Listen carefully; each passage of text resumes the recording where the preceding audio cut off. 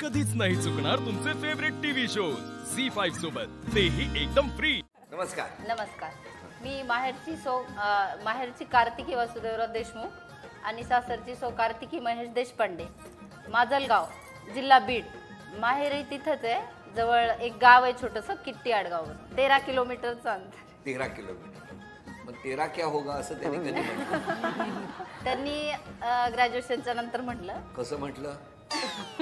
Actually मी शिकायला अंबेजोगाईमध्ये होते graduation. मग काय झालं? तिथेच त्यांनी शेजारी राहत होते। ते कशाला राहत होते तिकडे? ते ॲडव्होकेट आहेत, तर प्रॅक्टिस साठी होते तिथे। सासऱ्यांची चांगली प्रॅक्टिस केली, पाहिलं आणि आपल्या तिकडचीच आहे, मग मागणी वगैरे घातली आणि कोणी मिस्टरांनी तुम्हाला प्रपोज केलं? मागणी घातली। नाही आधी तुमच्यात ठरलं ना, बघून बघून? नाही असं काही नाही, शेजारी यायचे ते असं नाही, मागणी घातली आणि मग वडील हो म्हणल्याच्या नंतर ठरलं। तुमचा नकारच होता जसा काय?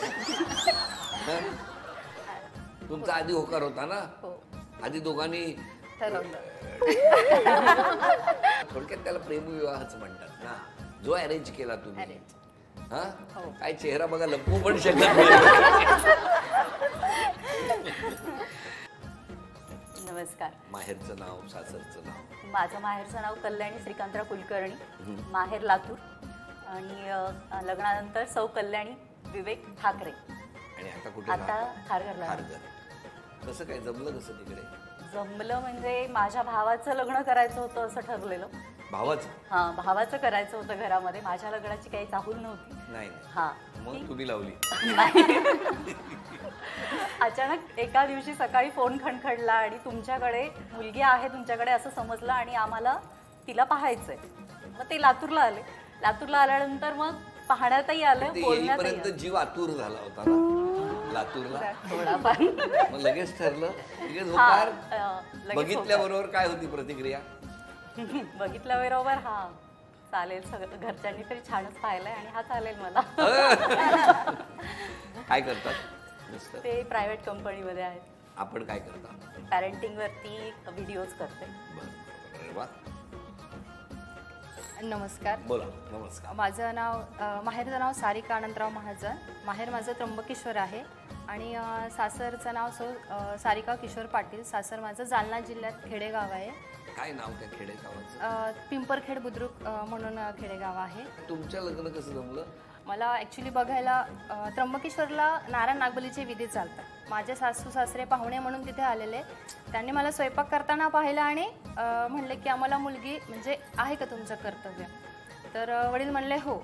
बघण्याच्या कार्यक्रमाला त्या मुलाचे मावस भाऊ, मामे भाऊ सगळे होते, तर मी मुलाला बघितलं सर। 6 महिन्यानंतर सर होकार आला। होकार आल्यानंतर म्हटलं नाना मी अजून पण मुलाला नाही पाहिलंय। ते म्हणे अगं त्यांनी बोलले ना तुला सासरी बघायला, तेव्हा जा आणि बघ। सासरी गेले सर, माझं मोठं घर, गोकुळासारखं घर होतं। 1 वर्षाच्या मुलापासून माझ्या आजी सासू 93 वर्षाच्या बाईपर्यंत सगळेजण घरात होते। अख्खं गाव बघायला आलं, पण तिथे पण आमचे नवरोबा नव्हते। कुठे गेले होते ते? मुंबईला कामाला होते तेव्हा, आणि त्यांना निरोपच नाही गेला की मुलीला दाखवायला आणणार आहे। नवरोबा आहेत की नागोबा आहेत ते? आणि सर मग तिथे इतक्या वेळात ते गेले, तिकडे सगळं गाव आलं नागपंचमीला येतं तसं, पण हे नाही। नंतर बैठक ठरली।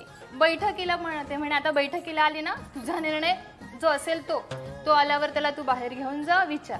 मग तिथून पुढे माझे मिस्टर रात्री 9 वाजता आले। रात्री 9 वाजता? आणि मग ते रूम मध्ये येईपर्यंत मी त्यांना फक्त विचारलं तुम्हाला मी आवडली नाही का? ते म्हणे आवडली आहे, म्हणून तर होकार दिला। म्हणलं असं वाटलं नाही की नंबर एक्सचेंज करावा किंवा तुमचा फोटो पण नाही। एवढं आम्ही बोलेपर्यंत बाहेरनं निरोप आला की सुपारी फुटली। सगळे खलबत्ता घेऊनच सर असे बाहेर। पण असं आहे सर की खूप छान झालं त्यांनी जो निर्णय घेतला। म्हणतात ना की घरचे ना तुमचं, पण त्या आता सुपारी जी फुटली ते आता ह्यांना कुटता का? हो, खूप वेळा ऐकवते सर मी की तुमच्या घरचे सासरचे 100% येतात।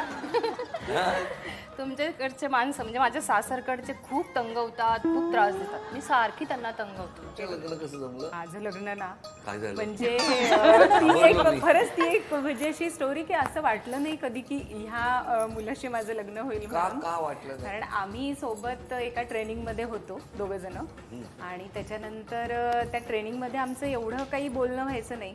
त्याच्यानंतर आम्ही एका ट्रिपला गेलो बंगलोर आणि म्हैसूरला आणि मग तिथे थोडीशी ओळख वाढली. काय सिच्युएशन आहे. आणि मग इतर सगळीजण जी सोबत मित्रमैत्रिणी होते ते सगळेजण म्हणायला लागले की नाही तुमची जोडी छान दिसते. पण आम्ही एकमेकांना काहीच म्हटलं नाही. आणि मग इकडे माझं लग्न माझ्या घरच्यांनी जमवलं. जमवलं? म्हणजे मुलगा बघून गेला, पसंती झाली. तोपर्यंत हे मला काहीच बोलले नाहीत येऊन की मला तू आवडतेस असं काहीच नाही. मग मी कसं स्वतःहून काही म्हणणार ना. तुमच्या मनात होतं? हा होतं. मग का नाही बोलले? पण नाही असं वाटलं त्याच्या मनात आहे की नाही माहिती नाही. आणि मग माझ्या एका मैत्रिणीने म्हणजे माझी बहीणच आहे ती चुलत बहीण आणि आमची कॉमन मैत्रीण पण आहे. तिने यांना फोन केला की ताईचं लग्न जमलं, ही गुड न्यूज द्यायला तुला फोन केला. तर त्यावेळेला हे म्हटलं की नाही ही गुड न्यूज नाही, ही बॅड न्यूज आहे.